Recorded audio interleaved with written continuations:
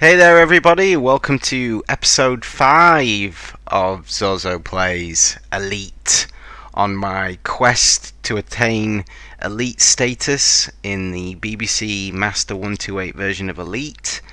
It's kind of a bit of a nostalgia trip for me and a celebration of 30 years of Elite.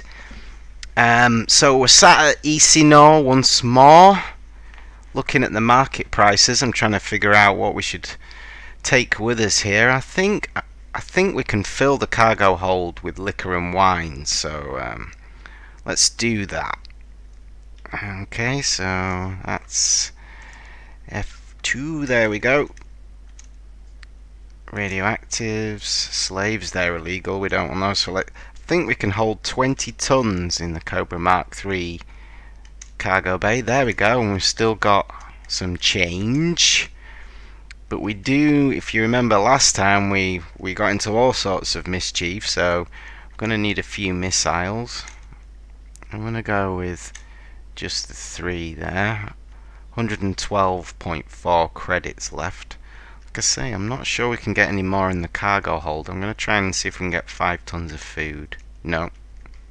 Yeah, so 20 tons is our max. And let's plot in a jump. Now, do we try Kateri again? What we want is a nice industrial planet. Not there. Well, I know for a fact from my little universe viewer that rich industrial Kateri is going to be the best option, however dangerous that might be. Hopefully we can survive one more jump to Kateri. I'm thinking actually maybe Zaons would Zaons. See, I never thought I'd have to say these planet names out loud. Average industrial. It's got a higher tech level. Do you know what? I'm going to punch it for that instead of Kateri, just for a little bit of a change. Here we go then. And I've just realised we've still got no sound. Oh dear. Shall I carry on without the sound? Not quite sure what the problem is with that. Some technical difficulties. Well, it looks like this is going to be a short episode anyway. We're not getting into any trouble here.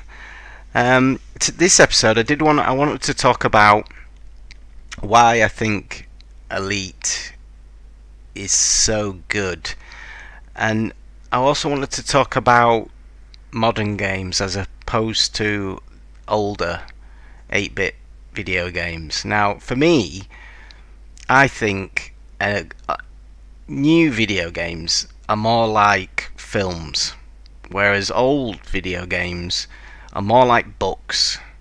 In film it's very much show don't tell, and I feel that that's what modern video games have become. It's become about the spectacle and the set piece and story and things like that.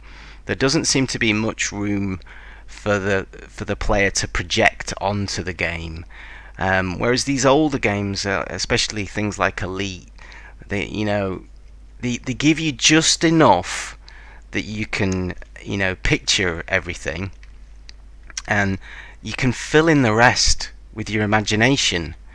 And I think that's where Elite really triumphed. It really hit a sweet spot where it gives you just enough information, just enough visuals for you to be able to imagine the rest, and then it seems to come alive in your head, and you think about what do these ships actually look like, what is this universe that we're in. It's just enough that you can project a part of yourself onto it, like a good book. A good book, it can describe things to you, but it can't show you them.